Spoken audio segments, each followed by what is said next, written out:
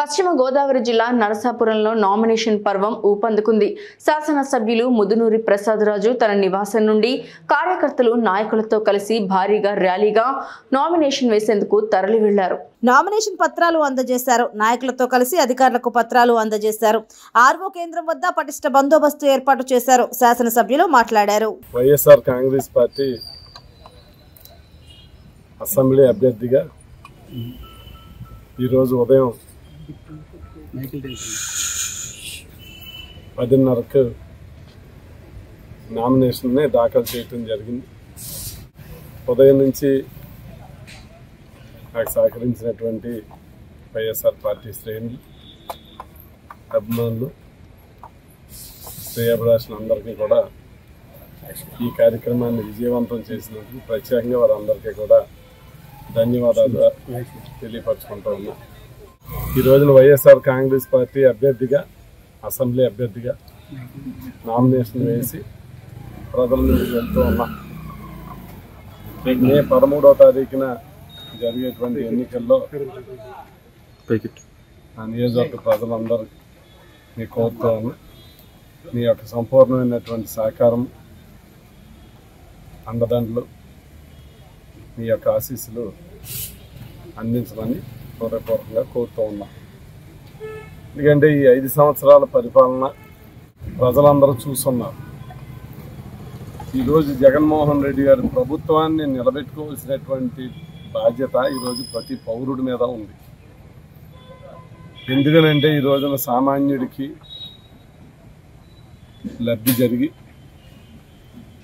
ఈ రోజున మేము ఎన్నికల్లో ఓటాడటానికి వెళ్తూ ఉన్నాము అని అంటే ఇప్పటి వరకు జరిగినటువంటి ఎన్నికలు వేరు, ఈ ఎన్నికలు వేరు.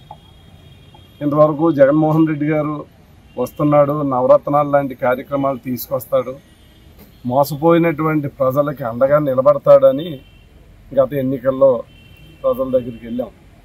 కానీ ఈ ఎన్నికల్లో ఈ 5 సంవత్సరాల పరిపాలన చూసి మీకు లబ్ధి జరిగిందంటే, మంచి జరిగిందంటే ఓటేయండి అన్నటువంటి పరిస్థితి ఈ ఎన్నికల్లోనే చూస్తాం.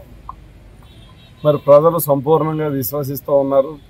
ప్రతి కుటుంబానికి డైరెక్ట్గా అవినీతి లేకుండా, పక్షపాతం లేకుండా ప్రతి సంక్షేమ ఫలాన్ని నేరుగా అందించడంలో ఈ 5 సంవత్సరాలు కృషి చేశాం.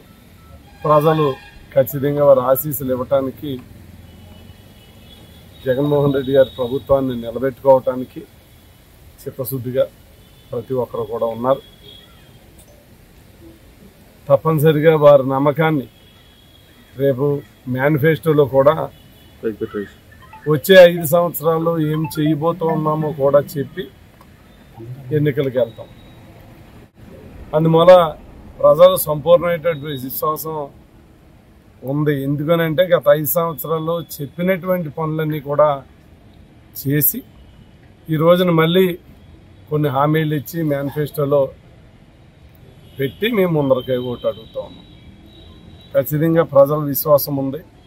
అలాగే ఈ నియోజకవర్గ శాసనసభ్యుడిగా ఈ 5 సంవత్సరాలు ఈ నరసాపురం నియోజకవర్గంలో జరిగినటువంటి ప్రగతిని గతంలోనే వివరించున్నాం. ప్రతి ఒక్కరు చూస్తున్నారు.